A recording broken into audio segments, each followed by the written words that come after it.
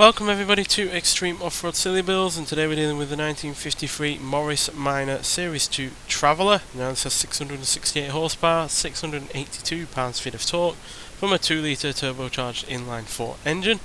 Now has off-road tyres, all-wheel drive and off-road suspension, and it weighs 1,606 pounds, and it can now do 0 to 60 in 3.224 seconds, 0 to 100 in 6.550 seconds, and going to a top speed of 177 miles an hour.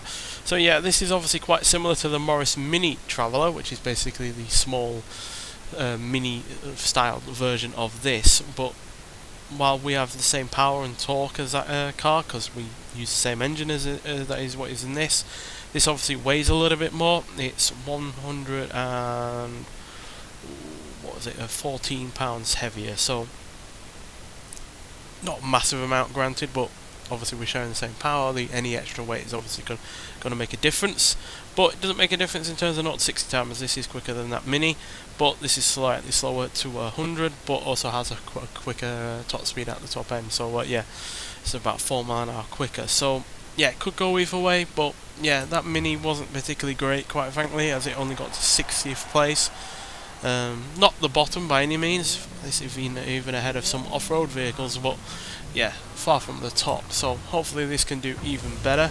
The big problem with that Mini was the fact it was easily thrown around. It weighed so little and was also quite a small car as well, whereas obviously this weighs a little bit more and is a much more substantial vehicle. So hopefully that will help as well. Anything that increases stability is always welcome, quite frankly. Extra weight doesn't necessarily mean a slower car. So yeah, let's see what we can do now. This is obviously a much taller vehicle than the Mini, so yeah, I was expecting that. I was literally about to say it's got a higher centre of gravity, so therefore it's more likely to roll over. So yeah, that is something we're going to have to watch out for, which was not the case with the Mini, so that is automatically a massive disadvantage for this vehicle.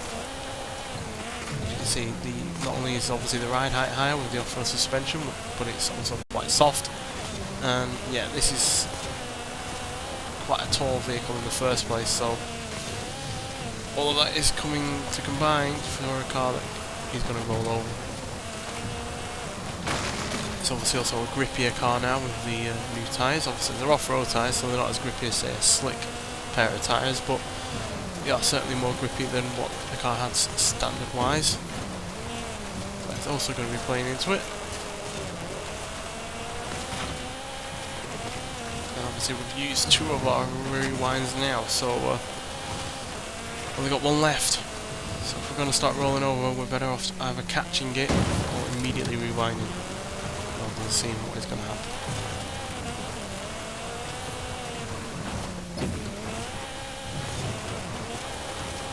Whoa, very leaning.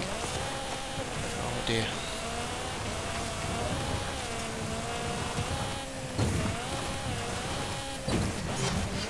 And now we've used up our other checkpoint, our other rewind, by missing that checkpoint. God damn it.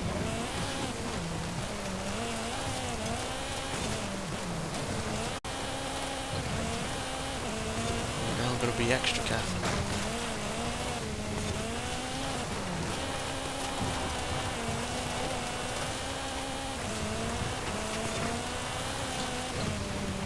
Whoa, whoa, whoa, whoa. Yeah, any kind of, gradient or hump or anything like that we roll over or drive over or whatever is going to make us fall over, quite frankly. So extremely careful. Whoa. Now this was rear wheel drive originally, unlike the Mini, which was front wheel drive. So dynamically this was already better, but yeah, the Mini did not have these issues.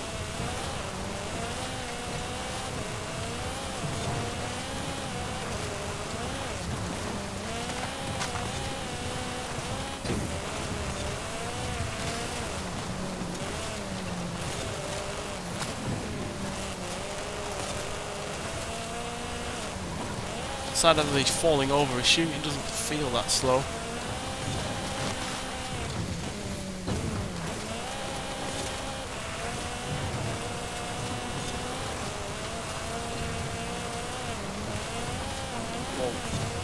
Once again, the front end was lifting up there.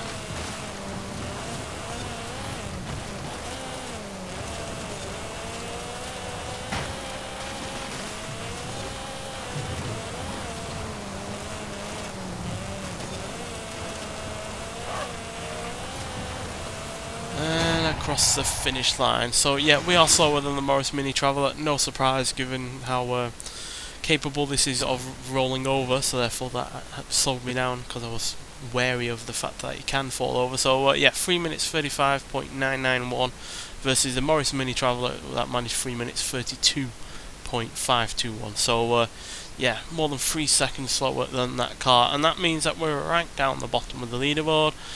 We are 1, 2, 3, 4, 5, 7th from the bottom, beating out the Renault 8 Gordini, Renault 4L Export, Hot Wheels Baja Bone Shaker, the Toyota FJ40, the PLP 50 and the Peel Trident.